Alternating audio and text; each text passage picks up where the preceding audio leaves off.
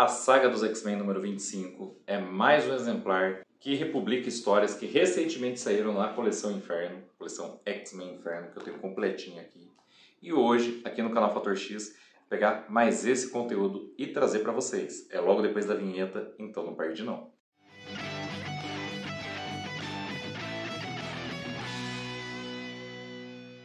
Olá, eu sou Inácio Santos. Este é o Fator X, o nosso canal sobre X-Men. E hoje trazendo até vocês a saga dos X-Men número 25 da Panini. O conteúdo de A Saga dos X-Men número 25, porque é mais um exemplar que eu não adquiri, eu não priorizei, até quero ter minha coleção completinha, sem buraco, mas é porque eu já tenho em X-Men Inferno os exemplares que estão encadernados lá, né? Essa coleção teria 2 exemplares de Novos Mutantes, 2 de Uncanny X-Men e 1 de X-Factor. Gente, eu só tenho esse horário para gravar o vídeo, tem esse cachorrinho latindo ao fundo e o vento batendo na janela aí, que eu espero que o microfone não capte. Mas se captar, eu vou deixar esse aviso aqui e vou seguir, beleza? Bom, então seguindo aqui, eu vou trazer para vocês o resumo completo de mais essa edição. Review sem spoilers, como eu não tenho a revista, eu não vou fazer, né? Dizer, eu indico que você compre a Saga dos X-Men número 25. Posso indicar pelo conteúdo, porque eu recomendo que você tenha a Saga Inferno, se você ainda não tem, completinha na sua coleção. Melhor é esse formato aqui, mas ele já foi lançado há alguns anos. É difícil de encontrar, mas aqui tem tudo. Tem várias revistas que inclusive eu vou comentar que estão aqui. Eu não vou resumir porque eu estou acompanhando pela saga dos X-Men número 25, mas que não estão publicadas na saga. E que fazem um pouquinho de falta. Eu acho que pelo menos a parte dos Exterminadores faz falta, eu já vou explicar para vocês. Mas é isso. Então eu vou fazer aqui o resumo das edições e vou dizer o que você encontra em A Saga dos X-Men número 25. Se com isso você decidir comprar a revista, tem um link aqui na descrição. Tem um link também de outros números de A Saga dos X-Men e de outros números da revista mensal dos X-Men, da revista mensal do Wolverine, A Saga do Wolverine, edições especiais e tudo que você compra pelos links que estão aqui na descrição da comissão Canal Fator X. Inclusive, se você tiver com o carrinho vazio, clicar num link desses e depois de aberta a aba, você comprar uma outra coisa, essa uma outra coisa que não tem nada a ver com quadrinhos, também da comissão aqui para o canal. Você também pode ajudar o canal se tornando membro e assistindo nossos vídeos de maneira antecipada, ou até fazendo doações via Pix, entrando em contato pelo celular para mandar revistas, o número do celular também está aqui na descrição, e tudo isso ajuda demais. Agora vamos lá para o conteúdo de A Saga dos X-Men número 25 da Panini. Então, o conteúdo de A Saga dos X-Men pega um pedaço de X-Men Inferno número 5 e um pedaço de X-Men Inferno número 6, para quem tem essa coleção aqui, que é em 6 edições. Vou pegar a coleção para vocês aqui. Gosto de mostrar assim, né? Tá aberto. Não vou ter o trabalho de fechar, que dá um pouco de trabalho, mas esse é o box de HQ Encadernação Caseira, feito pelo Evandro. Inclusive, em breve vão haver mais recebidos do Evandro que eu vou trazer aqui no canal. O vídeo de hoje vai tratar do parte do conteúdo desses 2 números aqui, o número 5 e 6, mas também presente de inscrito, do inscrito Ronaldo. Eu tenho aqui de 1 a 4 X-Men Inferno, que eu guardo naquele box bonitão que eu mostrei para vocês aqui. Eu já mostrei essa coleção algumas vezes nos vídeos de A Saga dos X-Men, principalmente dessas edições que eu não estou adquirindo. Como eu falei, eu não estou adquirindo e não recomendo você adquirir se você tem a 6. Se você tem a 6 completinha, isso aqui está invertido. Para não gastar dinheiro com isso, revista em quadrinhos está caro, e gastar dinheiro com alguma outra coisa que você precise, tipo a Era Krakoana, uma edição especial que você não tem. Mas é claro, eu quero ter minha coleção completinha, inclusive já adianto aqui um agradecimento, porque o número 24 da Saga dos X-Men, que eu também fiz o resumo com base nessa coleção, a inscrita Karen já se comprometeu a enviar aqui para o canal, nossa amiga, né, sempre colaborando, e eu agradeço demais e em breve vou trazer aqui para o canal o recebido também, e aí sim, fazer um review indicando a edição da Panini, caso você queira adquirir. Bom, voltando aqui então aos números 5 e 6, deixa eu guardar isso aqui. Então, desses 2 exemplares, o que eu vou tirar aqui para o resumo completo de hoje? New Mutants, 72 e 73. X-Factor, número 37. Isso daqui está nesse número aqui. Uncanny X-Men 241, que também está nesse número aqui. E aí, Uncanny X-Men 242 já está aqui. O resto do material dessa edição, tirando algumas coisas que não vão entrar em A Saga dos X-Men, você vai encontrar em A Saga número 26. Que é um exemplar que eu quero adquirir, porque tem edições de Uncanny X-Men que não estão nessa coleção, né? Que já sai de Inferno e começa a fase seguinte dos Mutantes. Eu não quero perder nada, porque eu não tenho mais essa revista em formatinho. Então, no número 26 eu vou fazer um esforço, tentar comprar. E aí provavelmente é um número que eu vou trazer aqui no vídeo. Inclusive porque se eu for trazer por esse exemplar aqui, não vou ter todas as edições de Uncanny X-Men para contar para vocês. São histórias legais, são histórias que fazem sentido com o número anterior. Na edição passada, o inferno se abriu, né? Abriu-se o portal sobre Manhattan e começou a chover demônio do limbo. Isso fruto das ações na revista dos Novos Mutantes, a rebelião do Sim contra Illyana Rasputin, a então governante do limbo. E vai ser agravado pela transformação de Madelyne Pryor que está acontecendo na revista Uncanny X-Men, mas está se combinando com o que também está acontecendo em X-Factor, onde o X-Factor está atrás do filho de Ciclope e Madelyne Pryor, que eles achavam que estava morto. Esse bebê que no futuro vai se tornar o Cable, mas que nesse momento é só um bebezinho, nesse momento da cronologia. E isso tudo vai convergir nessa edição, que eu vou resumir agora para vocês. New Mutant 72 conta uma história, mas só parte dela, porque ela é paralela aos eventos mostrados também em Exterminators 4, título original com esse nome. Mas dá para entender o que está acontecendo aqui, que é a luta do Nastite contra a Illyana Rasputin. Acabaram de ser revelados seus planos, né? Ele fingiu ajudar ela na edição passada. Ela conseguiu abrir o disco de teleporte para trazer os Novos Mutantes de volta do limbo. Ela estava impedida de voltar de lá, por causa que o Sim tinha tomado o poder no limbo e ainda roubado a espada espiritual dela. O Sim, controlando tudo, não permitia que ela deixasse aquele plano dimensional, e o Nastite ajudou ela a recuperar a espada e abriu o portal. Só que aí o portal ficou aberto direto e começou a chover demônio dominando Manhattan, possuindo itens inanimados e causando um caos. E aqui o Nastite então está tentando controlá-la, está tentando transformá-la de vez na Filha das Trevas, a versão mais demoníaca de Illyana Rasputin. Depois de provocá-la muito, permite que ela atravesse vários portais, onde ela encontra vários demônios do limbo, todos eles transformados em coisas, possuindo pessoas, né? Coisas que nem eu digo, objetos inanimados, mas que daí se movem porque estão com os demônios do limbo dentro. E ela vai sendo provocada porque eles querem que ela use a espada espiritual para derramar sangue inocente, no caso dos seres que estão ali possuídos. E até dos objetos inanimados parece que serve, porque tem uma hora que ela fere uma poltrona e o Nastite fala: consegui que você deixasse sua inocência. O Sim vai voltar. E o demônio Sim, ele é um demônio que foi infectado com o vírus da Falange, o vírus do Airlock, membro alienígena dos Novos Mutantes. Então toda vez que ele é destruído, ele se recompõe a partir da Falange. Eles vão começar a luta dos dois, no caso do Sim contra o Nastite, pelo controle da Illyana e do Limbo, porque o Sim aceitou a ajuda do Nastite, mas percebeu que os planos dele são de dominação dos dois planos dimensionais, aí pro Sim também não dá. E nessa luta o Nastite também vai ser contaminado pelo vírus transmodal, ganhando muito poder.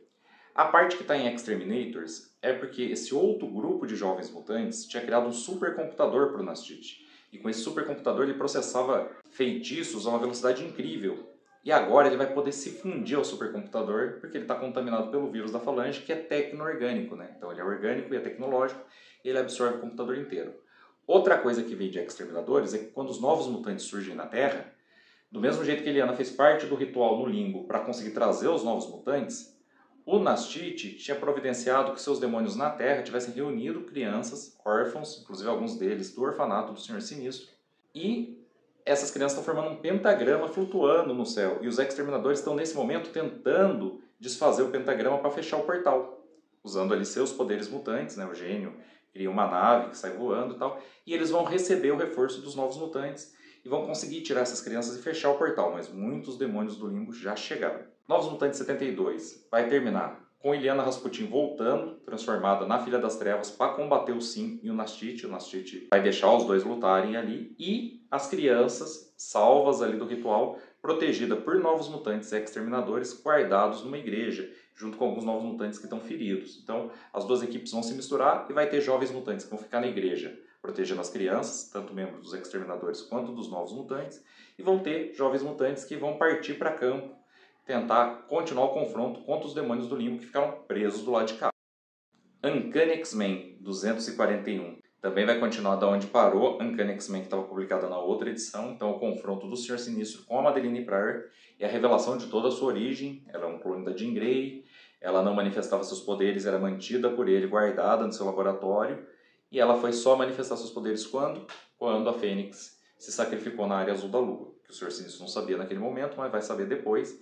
Ela recebeu meio que as memórias da Fênix, e isso também despertou seu Gene X. Até hoje, na Era Krakoana, o Senhor Sinistro diz que o DNA de Jean Grey é um dos mais difíceis de clonar, e deve ser por causa dessa ligação dela com a entidade cósmica. Bom, Enquanto tudo isso está sendo revelado, ela está rejeitando essa verdade, o Nastite sai de cena, o Nastite aproveita para fugir, o confronto dela com o Sinistro vai parecendo que o Sinistro está ganhando, mas vai ter uma reviravolta por parte dela, ela meio que espera ele terminar de contar a história, então embosca ele com demônios que já estavam preparados ali em volta, e o Nastite no finalzinho volta com o que ela incumbiu ele de fazer, né? Ele não fugiu só como um covarde, como o Sinistro acha. Ele é um covarde sim, e fugiu para não lutar contra o Sinistro, porque ele viu que era mais poderoso do que ele imaginava. Mas ele também foi pegar o bebê Nathan, né? Afinal eles estão nos subterrâneos do orfanato do Senhor Sinistro, orfanato onde Ciclope foi criado. E aí, o X-Factor também está chegando, isso a gente vai ver na revista do X-Factor. Enquanto isso, os X-Men, a equipe corrente de X-Men, tinha se encontrado com os carrascos e começa a lutar contra eles. Eles estavam se instalando lá nos esgotos, nos túneis dos Morlocks, são surpreendidos pelos X-Men.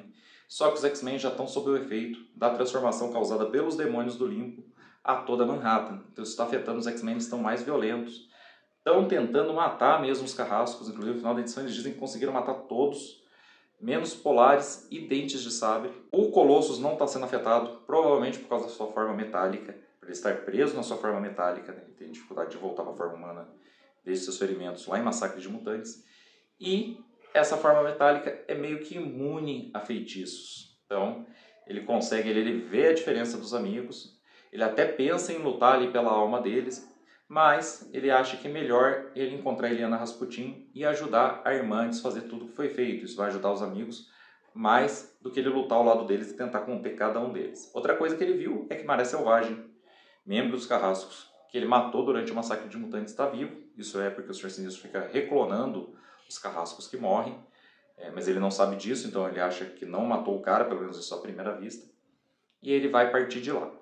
Os X-Men, após derrotar os Carrascos e comemorar, o Wolverine vai avisar eles que está sentindo cheiros familiares ali perto. Isso vai levar a gente a X-Factor 37. X-Factor 37 vai mostrar o confronto que eu citei durante o Uncanny X-Men 241, confronto deles contra os demônios do limbo, na procura do filho perdido de Ciclope. Eles vão chegar a encontrar a criança, mas ela vai ser roubada por Nastite, que está levando a criança lá para Madeline Pryor, para emendar com o X-Men, onde ela derrota o Senhor Sinistro. E aí, em posse do filho, ela volta a confrontar o X-Factor. Essa vai ser a principal luta. Aqui vai ter muita lavação de roupa suja. Ela vai contar a percepção dela, né? Percepção essa manipulada pelo Sim, em parte porque queria corrompê-la, mas a Madeline Pryor vai contar tudo que ela entendeu da ausência de Ciclope esse tempo todo, que pareceu que ele realmente a abandonou para viver com Jean Grey, não ligou nem para ela nem para o filho, não veio ajudar quando ela foi atacada pelo Senhor Sinistro. Isso tudo porque ela não sabe que um clone dela e da criança foi deixada na casa em chamas, achou que ambos haviam morrido. Quando eles estavam juntos, então o Ciclope e a Jean Grey, é porque o Ciclope já se achava viúvo, que ele chegou a procurar o bebê e agora que ele teve evidências de que a Madeline Pryor está viva, porque ela apareceu na TV em A Queda dos Mutantes, só que também apareceu na TV meio que morrendo, né? Aparentemente morrendo junto com os X-Men. Na verdade eles morreram e foram trazidos de volta. Mas isso acendeu ali a fagulha de que seu filho poderia estar vivo, já que ela está viva, apesar de ele ter visto o corpo, que levou ele a essa busca que trouxe essa edição. Então, ela não entende tudo isso, ela não sabe de todos esses detalhes. E aí eles estão discutindo isso, ela está discutindo como foi abandonada e ela deixa claro que está disposta a sacrificar o próprio filho para completar o ritual do Nastite e para atingir o pai, que é o Ciclope. Bom, no finzinho da luta, o X-Factor parece que está perdendo, mas de repente ela reverte a sua aparência sem ser a aparência de Rainha dos Duendes, a aparência dela como piloto, a aparência que ela usa, né, os trajes que ela usa acompanhando os X-Men. E por que isso? A gente vê a mão do Wolverine chegando e tocando Jean Grey, porque é a hora que aquele cheiro lá no final de Uncanny X-Men 241 de pessoas que estavam se aproximando é explicado. Os X-Men e o X-Factor se encontraram. E, de maneira manipuladora, a Madeline Pryor escolheu voltar à forma que os X-Men a conhecem.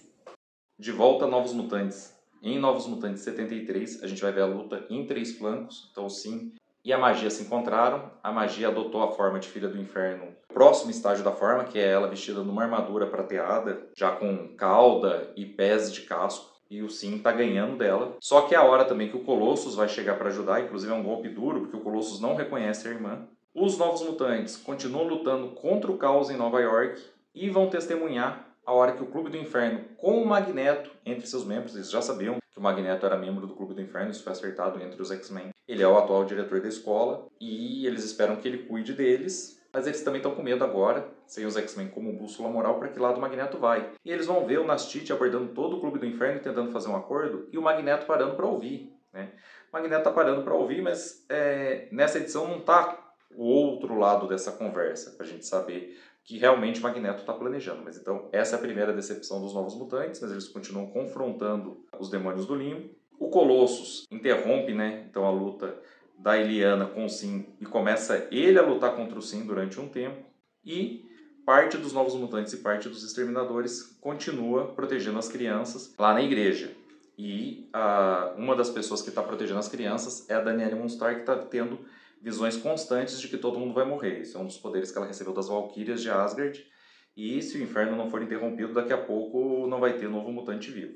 Os Novos Mutantes tentam convencer a Illyana de que ela não é a filha do inferno, não se tornou uma terrível vilã, mas não, ela está cada vez mais rumando no sentido de aceitar isso como seu destino. Então, enquanto o Sim e o Colossus estão lutando, ela volta para o seu trono no limbo e começa a tentar reassumir o controle, mas da forma mais demoníaca possível. E a Rhaenys Sinclair não aceita, então ela vai para a parte do limbo, onde tem vários discos de teleporte. São os discos gerados pela Illyana, pelo poder mutante dela, mas que estão espalhados pelo limbo. E começa com os Novos Mutantes tentando impedi-la, e depois com eles seguindo ela, a atravessar cada um desses portais procurando a Illyana criança. A Illyana que chegou com 6 anos de idade no limbo, ficou perdida lá durante 7 anos para se tornar um membro dos Novos Mutantes, que agora está sentando no trono. Então ela quer impedir isso de acontecer e zerar tudo, zerar o inferno. E os Novos Mutantes falam, não sabemos que paradoxo vai produzir, não sabemos o que isso vai fazer para a nossa amiga, eles tentam impedir.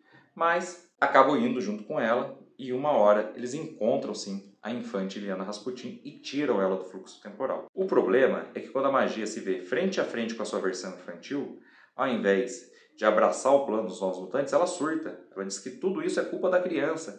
Foi a criança que foi fraca, cedeu ao Belasco e se tornou tudo isso, e agora ela é o fruto das escolhas daquela criança.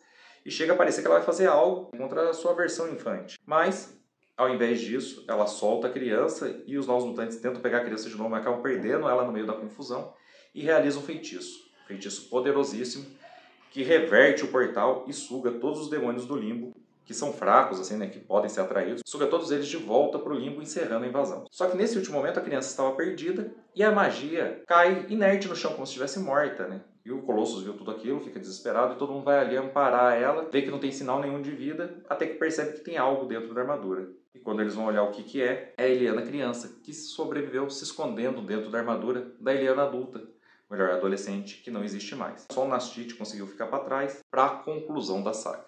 Uncanny X-Men 242 começa com um encontro turbulento entre X-Men e X-Factor.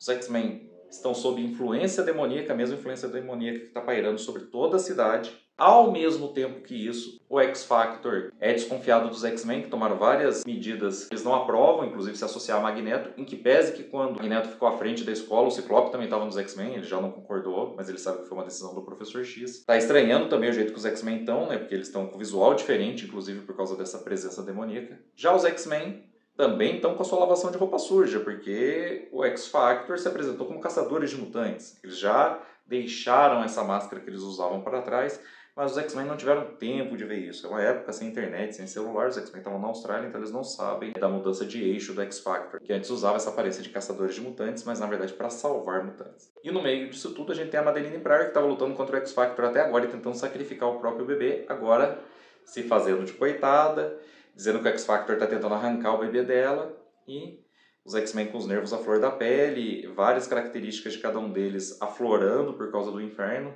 Então, o Longshot está cada vez mais exibido, Cristal está cada vez mais exibida, Vampira está muito competitiva, Wolverine está mais sanguinolento e mais selvagem. Ele vai agarrar a Jean Grey, dar um beijo nela ali à força, ela vai afastar ele. O Destrutor com os nervos à flor da pele também, mas para proteger Madeline. E nisso vai voltar o Nastite, né? Ele conseguiu não ser tragado e ele ainda tem chance de trazer todo o limbo de volta para a Terra.